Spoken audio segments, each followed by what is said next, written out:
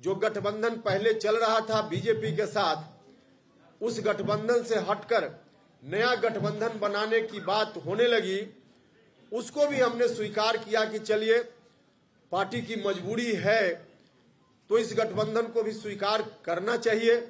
लेकिन उस वक्त भी गठबंधन बनने से पहले राष्ट्रीय अध्यक्ष जी को, मुख्यमंत्री जी को हमने कहा था कि गठबंधन जरूर हो, आप अगर चाहते हैं यही रास्ता है तो कीजिए, लेकिन इसका नेतृत्व आप अपने हाथ में रखिए, नीतीश कुमार जी के हाथ में हो।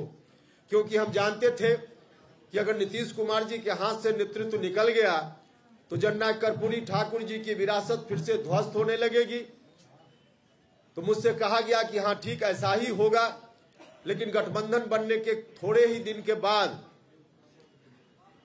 न सिर्फ आरजेडी के लोगों की ओर से गठबंधन के बारे में कोई डील की गई है उसकी चर्चा होने लगी, उसका दावा होने लगा, बल्कि स्वयं नीतीश कुमार जी ने सार्वजनिक रूप से यह कहना शुरू किया कि हम अब आगे बिहार का दायित्व राष्ट्रीय जनता दल के नेता के ऊपर सौंपना चाहते हैं।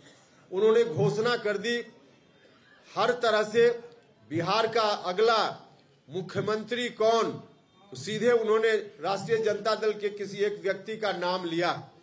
जब ऐसी स्थिति आई तभी से लोगों के मन में चिंता की शुरुआत हुई, जिसकी चर्चा हमने की कि पार्टी के साथी, आम जनता, सब लोगों के मन में यह चिंता आ गई कि आखिर आगे क्या होगा बिहार का। आज हमारी चिंता हिस्सेदारी की नहीं है, पूरी विरासत को बचाने की चिंता है।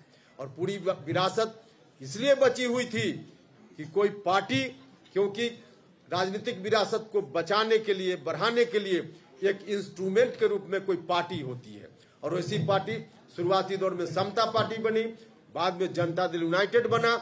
लेकिन जब पार्टी ही बर्बाद हो रही है तो अब उस इंस्ट्रूमेंट से नहीं काम चलने वाला है। अब नया इंस्ट्रूमेंट चाहिए, नया इंस्ट्रूमेंट चाहिए, क्योंकि पूरी विरासत को अब आगे बढ़ाने की जवाबदेही अपने ऊपर लेनी है।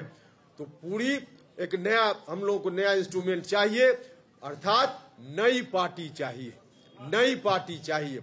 और इसीलिए हमारे साथियों ने निर्णय लिया है नया दल बनाने का।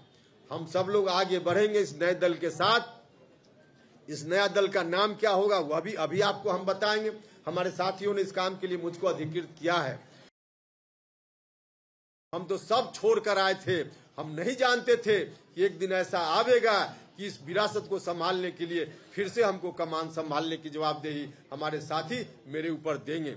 लेकिन वह दिन आ गया तो फिर से नई पार्टी बनाने का काम हमको करना है। और नई पार्टी जो बनाने का निर्णय हमारे साथियों ने लिया है, जिसका राष्ट्रीय अध्यक्ष बनने की जवाबदेही भी मेरे ऊपर सौंपी है, उस पार्टी का नाम है राष्ट्रीय लोक जनता दल। राष्ट्रीय लोक जनता दल, राष्ट्रीय लोक जनता दल, राष्ट्रीय लोक जनता दल, यही नई पार्टी है, राष्ट्रीय लोक जनता दल। यह जनता दल की पूरी विरासत को समेटकर आगे बढ़ने वाली पार्टी होगी। इस दृष्टि से हम सब लोग काम करेंगे। बहुत बहुत धन्यवाद।